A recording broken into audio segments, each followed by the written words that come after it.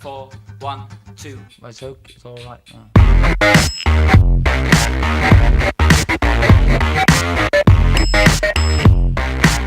Nice to see you again, Hal. Nice to see you again, Mike. Back for another episode of Beer Addiction. Again, tasting a St-Ambroise, but this time a little more on the award-winning and world-renowned scale. Oh, really now? So what we have to drink today is the St-Ambroise Oatmeal Stout. I love the word stout. I love the word oatmeal, so together... Let's analyze this beer fully. Alright, so let's analyze this pour a little bit. Black as night, Oh, yes. with already a nice coffee creamy head. And will it over. Perfect. So here, pour yourself some, Thank you.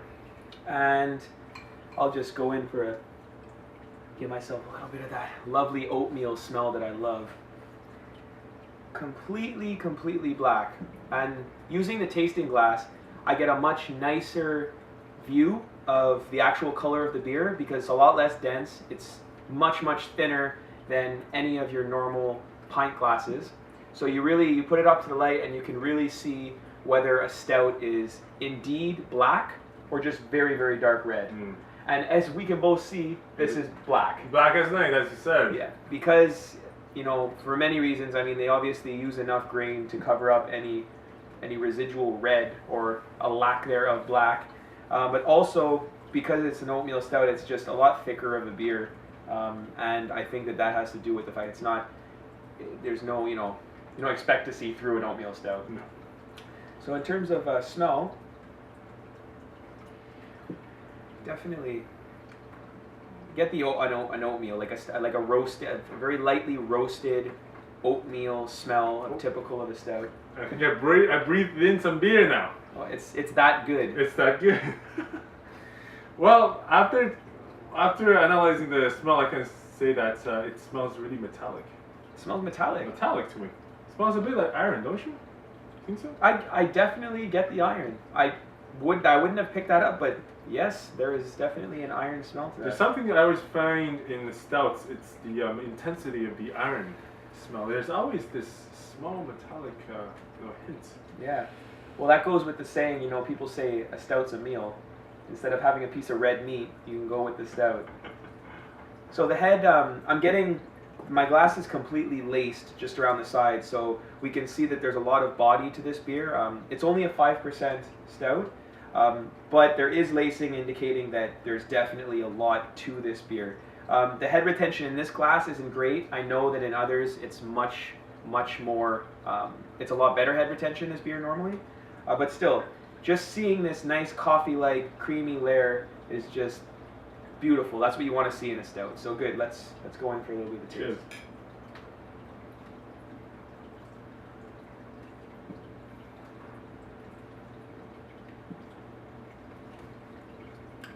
Well, I mean, like most stouts, you get hit right in the face with a roasted flavor. Oh yes. It's at the beginning, it follows through, and it's the last thing on your palate. But there definitely is more complexity in this beer than that. I don't know about you, but I'm also getting some chocolate hints. Really? Yep. I get the really bitter hint in the end. Trying to still, Yeah. trying to taste it and analyze it. The bitterness, I can't see. The thing is, sometimes bitterness comes actually from the roasted malted barley rather than the hops. This to me tastes like more of a roasted bitterness, but I know that there is bitterness from hops that are used here because it's a longer lasting and more specific bitterness. But it's definitely from the roasted character as well. I'm getting not just chocolate but some coffee hints as well, and that might cause that might be where our brain's setting off a bitter taste, is because when you have black espresso coffee, it gives you that bitterness, but it's bitterness from that roasted kind of press. So I think that's maybe what we're tasting. Let's go in for a mouthfeel, see if we can get some more.